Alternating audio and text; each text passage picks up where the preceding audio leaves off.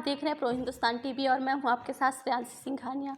पूरे भारत विश्व में गाय हमारी माता है कि नारे लगते रहते हैं। जंतर मंतर हो या कहीं राजघाट हो, हर जगह गाय माता को उनके राष्ट्र माता बनाने के लिए धरना प्रदर्शन देते हैं। उसी में से हमारे बीच हैं विशाल भारद्वाज, जो रंगी गाजियाबाद से जो गौपुत्र भी कहे जाते हैं, जो इनके जो समाज है, जो संस्था है, बहुत आगे जा चुकी है गाय के मामले में। अभी तक इनके ऊपर बहुत सारे आरोप लग चुके हैं। इनके साथ मैंने कई इंटरव्यू भी कर चुकी हूँ, लेकिन आज इनकी समस्या जो है, आज इनसे ही जानेंगे कि क्या प्रॉब्लम है और जो गाय के क्षेत्र में जो काम कर रहे हैं वो कैसा चल रहा है। आप गाय की सेवा कब से कर रहे हैं और ये शुरुआत कैसे हुई? तकरीबन गोवंश हित के कार्य करते करते लमसम मुझे 7 से 8 वर्ष होने जा रहे हैं। और गोवंश हित की शुरुआत एक गोवंश के कटान से मेरी प्रारंभ हुई थी, जिस समय हृदय को काफ़ी ठेस पहुंची थी। तो उसी समय ही मन में एक मतलब ठान लिया था कि अब आगे जो भी कार्य करना है वो सनातन धर्म के प्रति गोवंश हित में ही करना है। सनातन धर्म में धर्म का प्रचार भी हो सकता है। आपने गाय माता की सेवा ही क्यों चुना? अगर मैं व्यक्तिगत रूप से जितना मैं समझ सकता हूँ कि सनातन धर्म की जो नींव है, जो जड़ है, वो गाय है, क्योंकि गोवंश में 33 कोटि देवी देवता विराजमान है। तो मेरा मानना है कि अगर हमने गोवंश सुरक्षित कर लिया तो हमने सनातन धर्म सुरक्षित कर लिया। मैं आई थिंक आपकी एज 25 24 के आसपास होगी। 23। फिर भी मैंने ज़्यादा बोल दिया। पढ़ने लिखने की उम्र में, घूमने फिरने की उम्र में गाय की सेवा, देश की सेवा कहाँ से ऐसे दिमाग में आ गया आपके? बचपन से कर रहे हो या फिर गाय माता को कहीं इस हालत में देख लिया आपने?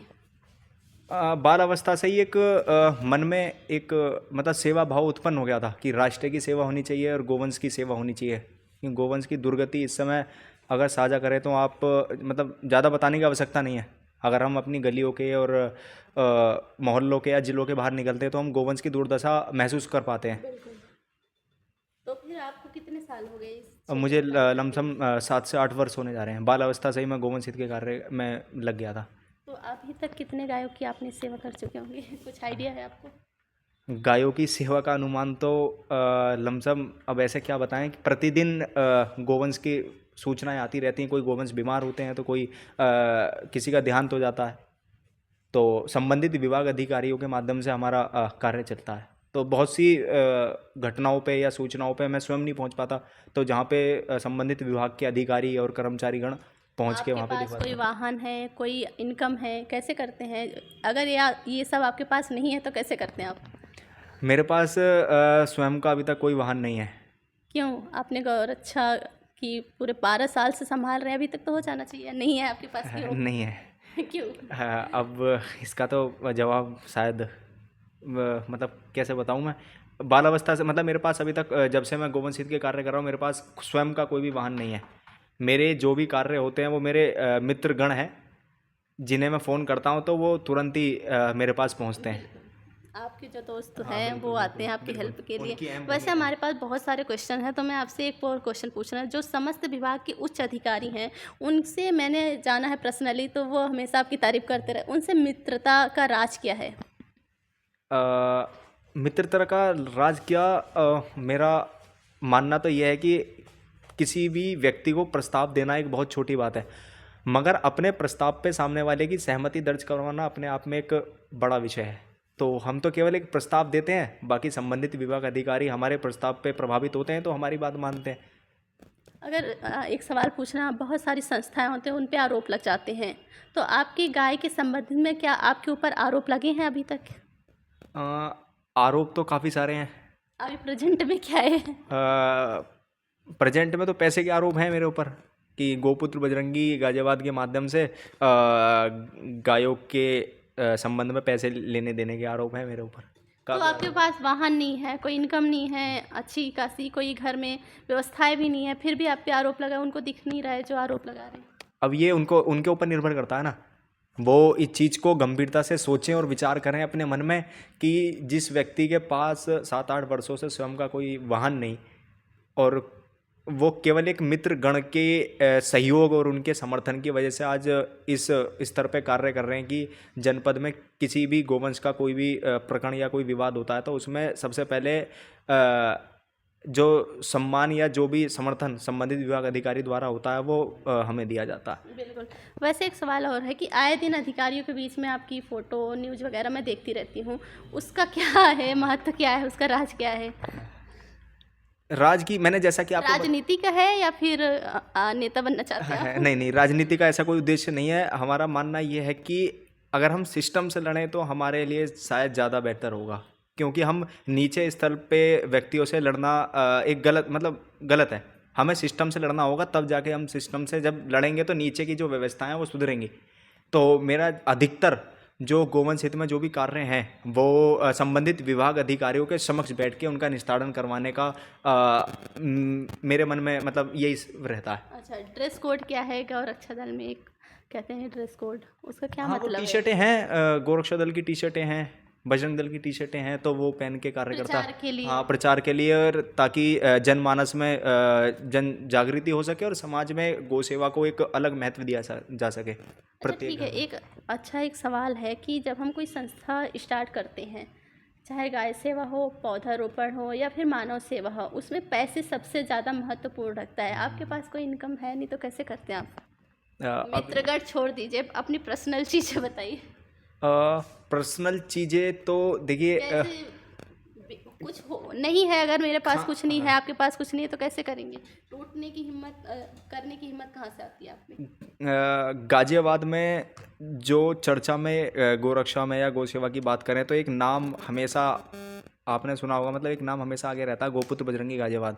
तो अगर कोई मेरे से पूछता है कि गोपुत्र बजरंगी गाजियाबाद स्वयं ये जो नाम गाजियाबाद में संबंध एक चर्चा का जो विषय है ये किसके कारण है, तो मेरा स्पष्ट सभी से कहना है कि आज मैं जो कुछ भी हूँ या जिस भी स्तर पे हूँ तो मैं केवल अपने मित्र गण की उनके दम पर, उनके समर्थन, उनके सहयोग की कितने पैसे का आरोप लगा है आप पे? आरोप की तो कोई सीमा नहीं है जी, लाखों रुपए के आरोप हैं मेरे ऊपर। तो आ रहे हैं या फिर बस ऐसे ही कहा जा रहा है? अब ये तो जांच का विषय है। कौन किसको, आप उनको क्या कहना चाहते हैं कि पुलिस और हाँ जो भी है जांच करवाएं? वो जांच करवाएं। वो मेरा तो एक ही बैंक अकाउंट में खाता है भारतीय स्टेट बैंक में, तो उसकी जांच करवाएं कितने पैसे हैं कितने नहीं आ रहे। लोग क्या कहना चाहते हैं, आपका मतलब क्या है कि वो जो आरोप लगा रहे हैं वो सही है या गलत है? उन अपने बातों से उनको क्या कहना चाहते हैं कि आरोप लगाएं या ना लगाएं? मुझे आरोप प्रति आरोप की कोई इतना मैं अपने मन में नहीं लेता, क्योंकि जब हम समाज के बीच रह करके कार्य कर रहे हैं तो आरोप प्रति आरोप तो स्वाभाविक है। तो इसमें तो जो व्यक्ति धरातल स्तर पे कार्य करेगा तो उस पर आरोप लगना स्वाभाविक है। अब दुनिया तो पीठ पीछे सेवा करते हुए अगर 9 लाख रुपए, 10 लाख रुपए, लाखों रुपए का अगर आरोप लग जाए तो उसको कैसे आप मैनेज करेंगे? तो मैं तो स्पष्ट कहूँगा कि प्रमाण होना किसी चीज़ का, अगर हम अगर मेरे ऊपर कोई व्यक्ति आरोप लगा रहा है तो एक प्रमाणित करे ना उस चीज़ को, समाज के बीच प्रमाणित करे। अगर वो प्रमाणित कर देता है तो मुझे स्वीकार है उसका आरोप, मगर बिना किसी प्रमाण के किसी पर आरोप लगाना तो मैं सोचता हूँ कि ये अपने आप में एक दुख का विषय है, क्योंकि आरोप लगाने वाले भी अपने हैं। तो इस आरोप बात से लगाने दुख वाले होता है कि काम कैसे किया जाए। मन को पीड़ा पहुँचती है, कभी कभी मन को पीड़ा पहुँचती है, मगर कभी कभी एक मतलब अच्छा सा भी लगता है कि हमें जो हमारे साथ जो व्यक्ति जुड़े हुए हैं कि वो हमें बता रहे हैं कि वो हमारे साथ कितने समर्थन में और कितने सहयोग में है।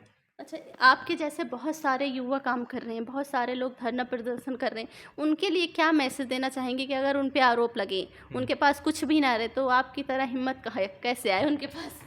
कई लोग छोड़ के चले जाते हैं। मैं तो उनसे यही कहना चाहूँगा कि आरोप भी उन्हीं व्यक्तियों पे लगते हैं जो धरातल पे काम करते हैं। जिन पे आरोप नहीं लगते वो कार्य कर ही नहीं रहे। वो कहते हैं ना कि जो व्यक्ति कार्य कर रहा है तो गलती तो उसी से ही होगी, जो व्यक्ति काम कर ही नहीं रहा उससे गलती कैसे होगी? तो हम अपने कार्य पद पे काम कर रहे हैं, बाकी हमारी जो सेवा है वो माँ कामधेनु देख रही है और हम देख रहे हैं, तो हमारी अंतरात्मा जानती है कि हम कितने सत्यवान या निष्ठा से कार्य कर रहे हैं। बाकी हमें आरोपों की कोई वो नहीं है, चिंता कोई नहीं है। जो लोग आपके साथ हैं उनको धन्यवाद के रूप में क्या कहना चाहेंगे?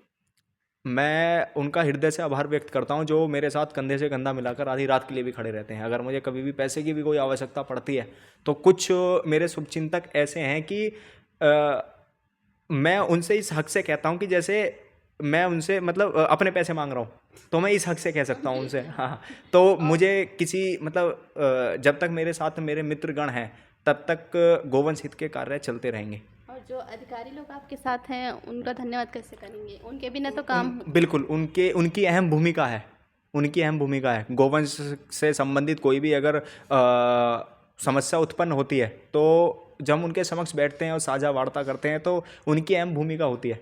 और वो भी हमें मतलब सम्मान देते हैं, ऐसी कोई बात नहीं है कि नहीं देते, वो भी हमें प्राथमिकता देते हैं। और समस्या का निस्तारण करने के लिए गोवंश हित संबंधित चाहे वो नगर निगम हो या पशुपालन विभाग हो, नगर पालिका परिषद हो, जो भी हो, वो हमेशा तत्पर गो भक्तों के साथ खड़ी रहती है सदैव। चलो, बहुत ही अच्छा लगा आज आपसे मिलके। एक लास्ट क्वेश्चन है कि पूरे भारत विश्व में गाय को बचाने के लिए इतना महत्वपूर्ण कार्य चल रहा है, लेकिन अभी तक कोई सरकार, अभी तक कोई नियम, कोई कड़ा कानून क्यों नहीं बना पाई गायों के लिए?